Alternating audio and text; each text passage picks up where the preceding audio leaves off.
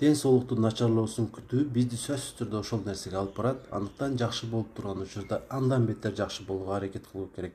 Ошондо ар кандай оорулар менен ооруп калуу ыктымалдуулугубуз эки эсеге азаят. Кантип буга жетишсек болот? Организмди витаминдерге байытуу аркылуу. Көпчүлүк витаминдерди күнүмдүк колдонгон тамак ашыктарынан жетиштүү өлчөмдө ала алабыз, бирок кээ бир витаминдерди кээ бир гана азыктардан алышыбыз мүмкүн.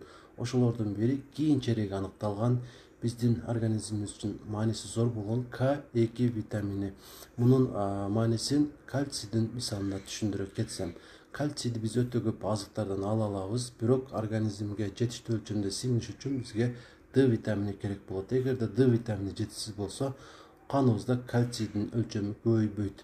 Эми D витамини жетиштүү болду, каныбызда кальций көбөйдү, бирок канда кальцийдин көп болушу бул маселени чечип койбойт. Кальций канда көбөйгөндөн кийин керектүү жерге, мисалы сөөктөргө жетип баруусу керек. Ушул милдетти К2 витамини алып барат.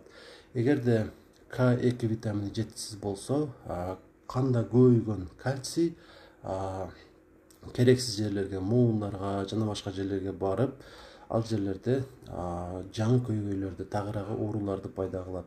Андыктан К2 витаминин дагы жетиштүү өлчөмдө кабыл алып турушубуз керек сырттан. Андан сырткары уйку безинин клеткаларын дагы бекемдеп, диабет оорусу менен ооруп калуу ыктымалдуулугубузду азайтат. Айрыкча ата-энеси кант диабети менен жабыркаган перзенттердин ушул оору менен ооруп калуу ыктымалдуулугун азайтат.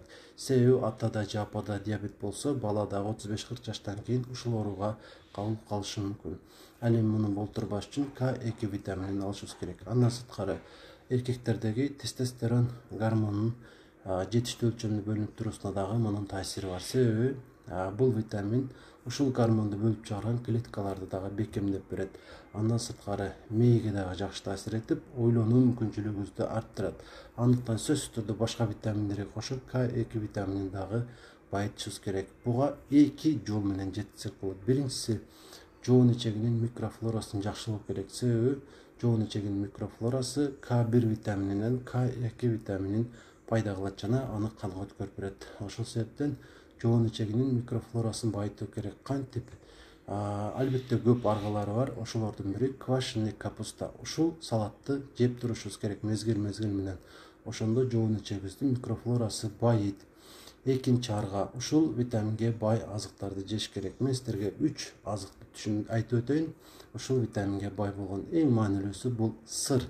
Биз өтө аз жейбиз, бирок биздин организмибиз үчүн мунун мааниси зор. Анткени К2 витаминине бай. Андыктан сыр дагы жегенге аракет кылыңыздар. Катуу болобу, жумшак болобу, кайсы тараптыкы болсо деле мүмкүн болушунча сапаттуусун жеп турушуңуздар керек. Кийинки азык бул уйдун боору.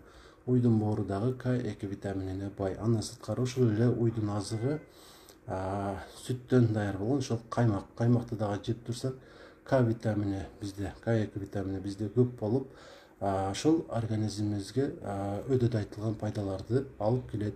Андыктан өдөдө саналып өткөн азыктарды мүмкүн болушунча жегенге аракет кылыңыздар.